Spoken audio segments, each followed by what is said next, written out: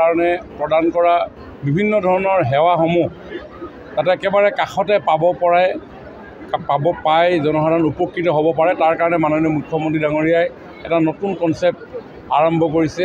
সেইটো হ'ল সমজিলা কো district, ইকুইভেলেণ্টটো district, কিন্তু 2-4 কিছু বিভাগৰ বাদে মোটামুটি ৰাইজে পাব পৰা সা সুবিধাসমূহ এতিয়া আৰু জিলা আয়ুক্তৰ কাৰ্যালয়লৈ নগৈ আমাৰ সমজিলা আয়ুক্তৰ কাৰ্যালয়তে এইসমূহ পাব পৰাকৈ সুবিধা হ'ল, য'ত দুৰ্যোগ ব্যৱস্থাপনা, য'ত আবকাৰী, য'ত গাঁও পঞ্চায়ত, য'ত কৃষি, শিক্ষা, সকলোবিলাক বিষয় এতিয়া সমজিলা কাৰ্যালয়ে চোৱা চিতা কৰিব। আৰু আজি আমি ঐতিহাসিক শদিয়া এই মহকুমাক সমজিলালৈ আমি উন্নীত কৰাৰ এই অনুষ্ঠানত অংশগ্ৰহণ কৰিলোঁ। মই এই মুহূৰ্তত শদিয়াৰ সকলো জনসাধাৰণক এই নতুন চৰকাৰী প্ৰশাসন যি ব্যৱস্থা, এই ব্যৱস্থাৰ সা সুবিধা গ্ৰহণ কৰিবৰ কাৰণে আহ্বান জনাইছোঁ।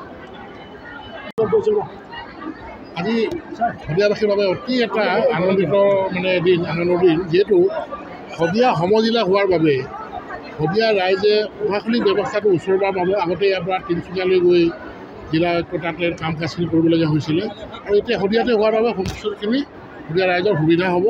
আমি মাননীয় মুখ্যমন্ত্ৰী মহোদয়ক আমি আন্তৰিক ধন্যবাদ জনাইছোঁ।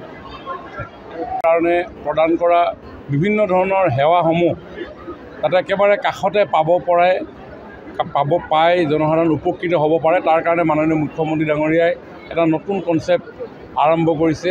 সেইটো হ'ল সমজিলা কো ডিষ্ট্ৰিক্ট, ইকুইভেলেণ্টটো ডিষ্ট্ৰিক্ট, কিন্তু 2-4 কিছু বিভাগৰ বাদে মোটামুটি ৰাইজে পাব পৰা সা সুবিধাসমূহ এতিয়া আৰু জিলা আয়ুক্তৰ কাৰ্যালয়লৈ নগৈ আমাৰ সমজিলা আয়ুক্তৰ কাৰ্যালয়তে এইসমূহ পাব পৰাকৈ সুবিধা হ'ল, য'ত দুৰ্যোগ ব্যৱস্থাপনা, য'ত আবকাৰী, য'ত গাঁও পঞ্চায়ত, য'ত কৃষি, শিক্ষা, সকলোবিলাক বিষয় এতিয়া সমজিলা কাৰ্যালয়ে চোৱা চিতা কৰিব। আৰু আজি আমি ঐতিহাসিক শদিয়া এই মহকুমাক সমজিলালৈ আমি উন্নীত কৰাৰ এই অনুষ্ঠানত অংশগ্ৰহণ কৰিলোঁ।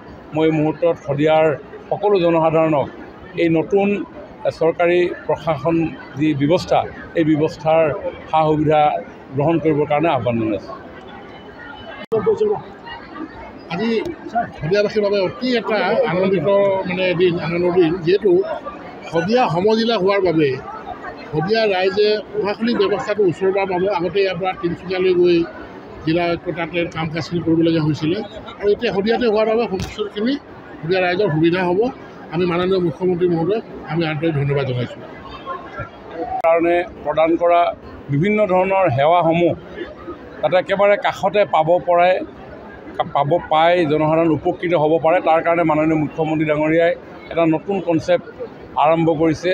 সেইটো হ'ল সমজিলা কো ডিষ্ট্ৰিক্ট, ইকুইভেলেণ্টটো ডিষ্ট্ৰিক্ট, কিন্তু 2-4 কিছু বিভাগৰ বাদে মোটামুটি ৰাইজে পাব পৰা সা সুবিধাসমূহ এতিয়া আৰু জিলা আয়ুক্তৰ কাৰ্যালয়লৈ নগৈ আমাৰ সমজিলা আয়ুক্তৰ কাৰ্যালয়তে এইসমূহ পাব পৰাকৈ সুবিধা হ'ল, য'ত দুৰ্যোগ ব্যৱস্থাপনা, য'ত আবকাৰী, য'ত গাঁও পঞ্চায়ত, য'ত কৃষি, শিক্ষা, সকলোবিলাক বিষয় এতিয়া সমজিলা কাৰ্যালয়ে চোৱা চিতা কৰিব। আৰু আজি আমি ঐতিহাসিক শদিয়া এই মহকুমাক সমজিলালৈ আমি উন্নীত কৰাৰ এই অনুষ্ঠানত অংশগ্ৰহণ কৰিলোঁ। মই এই মুহূৰ্তত শদিয়াৰ সকলো জনসাধাৰণক এই নতুন চৰকাৰী প্ৰশাসন যি ব্যৱস্থা, এই ব্যৱস্থাৰ সা সুবিধা গ্ৰহণ কৰিবৰ কাৰণে আহ্বান জনাইছোঁ। যিকোনো খবৰৰ বাবে যোগাযোগ কৰক 7099017330 অথবা 7099017990 নম্বৰত।